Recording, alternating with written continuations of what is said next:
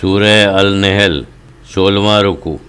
غرض ہر کام کے کرنے کا طریقہ اور نتیجہ ہے۔ طریقہ شریعت اور نتیجہ فلاح دائرین ہے۔ اس فلاح کے مراتب ہیں۔ اسلام کی موجودہ صورت کی بنیاد حضرت ابراہیم علیہ السلام کے ہاتھوں پڑی۔ اسلام اصولی طور پر ملت ابراہیمی ہے۔ خلت، عاجزی، یکسوئی، یک روی کے آداب حضرت ابراہیم علیہ السلام نے سکھانا شروع کیے۔ مقام خلت پر فائز ہو کر محبوب رب العالمین سرکار دو عالم حضرت محمد مصطفیٰ احمد مجتبیٰ صلی اللہ علیہ وسلم کے لیے بارگاہ حق میں انہی کا سر نیاز جھکا، انہی کی دعا قبول ہوئی۔ تیسری منزل کے ختم کا محتمم بشان رکوع ہے۔ حضرت ابراہیم خلیل اللہ کی یادیں تازہ کی جا رہی ہیں۔ ان کے خالص دین اور اس دین کی مؤثر تبلیغ کا ذکر ہے۔ بتایا جا رہا ہے کہ اگر اللہ کو چاہتے ہو تو اللہ والے ہو کر محض اللہ کے ہو جاؤ۔ انبیاء، صدیقین، شہداء، صالحین سب اسی راہ پر چلے ہیں۔ سب نے اپنے اپنے مراتب کے مطابق مقام پائے ہیں۔ دین اسلام کی بنیاد رکھنے والے ابراہیم علیہ السلام ہی تھے۔ ان کے بعد جتنے مذاہب آئے ان میں ملت ابراہیمی کے بنیادی اصولوں کی شرح و بسط کی گئی۔ اسلام نے اسے مکمل کیا۔ حلال و حرام، اللہ کی عبادت میں کسی کو شریک نہ کرنا، آخرت، سوال جواب وغیرہ سب ان مذاہب میں یکساں چلے آتے ہیں۔ پھر ان کی امت میں آنے والوں کو زیب نہیں دیتا کہ وہ حلال کو حرام اور حرام کو حلال ٹھہرائیں اور مشرکانہ باتیں کریں۔ ان ابراہیم کان امۃ قانتا للہ حنیفا ولم یک من المشرکین۔ بے شک ابراہیم ہی دین اسلام کے بڑے مقتدا، اللہ کے فرما بردار اور اسی کے ہو کر رہنے والے تھے، اور اہل عرب ان پر شرک کا جھوٹا الزام رکھتے ہیں۔ ہرگز وہ شرک کرنے والوں میں سے نہ تھے۔ شاکر الانعمہ اجتباہ وہداہ الی صراط مستقیم۔ وہ تو اس کی نعمتوں کے بڑے شکر گزار تھے۔ اللہ نے بھی ان کو اپنی نبوت اور مقام خلت کے لیے چن لیا تھا اور ان کو سیدھی راہ پر چلایا تھا۔ یہی صراط مستقیم اسلام دکھا رہا ہے۔ ہر مذہب کے لوگوں کو انہی کے نقش قدم پر چل کر یہ راہ نصیب ہو سکتی ہے۔ وَآتَيْنَاهُ فِي الدُّنْيَا حَسَنَةً وَإِنَّهُ فِي الْآخِرَةِ لَمِنَ الصَّالِحِينَ۔ اور ہم نے ان کو دنیا میں بھی بھلائی دی۔ ہر فرقہ انہی سے اپنا تعلق قائم کرتا ہے اور ان کے صفات حمیدہ کا ذکر کرتا رہتا ہے، اور بے شک وہ آخرت میں بھی صالحین میں ہوں گے۔ ثم اوحینا الیک ان اتبع ملۃ ابراہیم حنیفا وما کان من المشرکین۔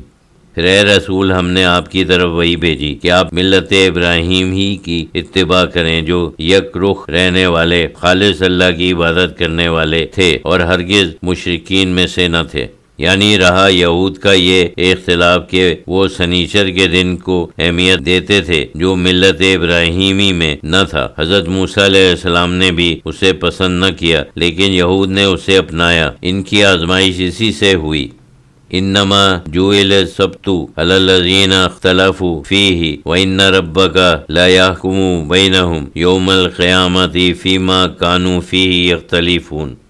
ہفتے کے دن کا احترام انہی لوگوں کے لیے مقرر ہوا جنہوں نے خود اپنے پیغمبر سے اس کے بارے میں اختلاف کیا، اور بے شک آپ کا رب قیامت کے دن ان کے درمیان ایک کیا تمام ہی جھگڑوں کا فیصلہ کر دے گا، ان چیزوں میں جن میں وہ اختلاف کیا کرتے تھے۔ یعنی بہرحال آپ انہیں اسی محبت و شفقت سے جو آپ کی فطرت ہے بلاتے جائیں۔ ہدایت پانا نہ پانا یہ ان کا نصیبہ ہے۔ ادعو الی سبیل ربک بالحکمۃ والموعظۃ الحسنۃ وجادلہم باللتی ہی احسن ان ربک هو اعلم بمن ضل عن سبیلہ وہو اعلم بالمہتدین۔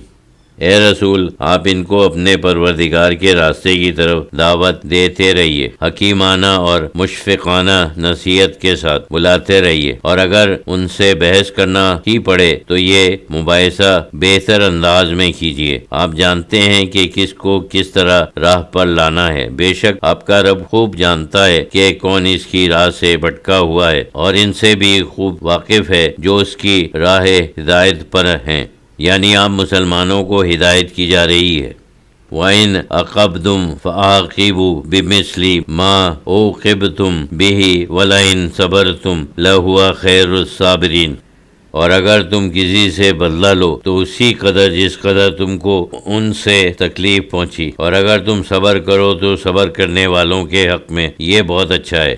یعنی عام مبلغین اور معلمین کو راہ حق میں صحبتیں اٹھانا پڑتی ہیں، تکلیفیں جھیلنا پڑتی ہیں، انسان کے دل میں بارہا انتقامی جذبہ بیدار ہو جاتا ہے۔ اللہ تعالیٰ مسلمانوں کو جذبے میں آنے نہیں دیتا، حال میں رہنے کا حکم دیتا ہے، صبر کی تلقین فرماتا ہے۔ یہ صبر مجبوری کا نہیں، مختاروں کا صبر ہے۔ اللہ تعالیٰ اپنے حبیب صلی اللہ علیہ وسلم کو تشفی دیتا ہے کہ آپ کی بلند حوصلگی اور آپ کی مخلوق سے آپ کی بے پایا محبت کے باعث صبر میں آپ کو دشواری نہ ہوگی۔ آپ کے صبر سے امت صبر و شکر کے آداب سیکھے گی۔ یہ دنیا اللہ کے اسم صبور کا مظہر ہے۔ یہاں صبری سے نتائج مرتب ہوتے ہیں، حق روشن ہوتا ہے، باطل کی فریب کاریاں خود اس کی ہلاکت کا موجب بنتی ہیں۔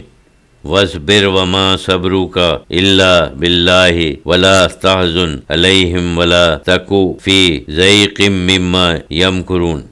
اور اے رسول، جو مظالم آپ پر ہو رہے ہیں ان پر آپ صبر کیے جائیں، اور آپ کا صبر بھی اللہ ہی کی توفیق سے ہے، اور جنہوں نے آپ کو اذیتیں پہنچائی ہیں ان پر غم نہ کیجیے، اور ان کے فریب جال سازیوں سے تنگ دل نہ ہوئیے۔ ان کا فریب خود ان کی بربادی کا باعث ہوگا، اور صابر کے مراتب بلند ہوں گے۔ یعنی بتایا جا رہا ہے کہ یہاں صبر کے ساتھ ہر کام میں لگا رہنا ہے۔ خالق کائنات کی دنیا میں سب میں رہ کر سب سے الگ ہو کر اللہ کے بتائے ہوئے راستے پر چلنا، یہی انسان کو متقی بنا دیتا ہے اور اللہ سے قریب کر دیتا ہے۔ ان اللہ مع الذین اتقوا والذین هم محسنون۔ بے شک اللہ ان لوگوں کے ساتھ ہے جو پرہیزگار ہیں اور جو نیکوکار ہیں، اللہ کے ہو کر اللہ کی عبادت کرتے ہیں، اس کی حضوری سے ان کا کوئی لمحہ خالی نہیں ہوتا، تو اللہ ان کے قلوب میں جلوہ گر رہتا ہے۔ الحمدللہ 30ویں منزل ختم ہوئی۔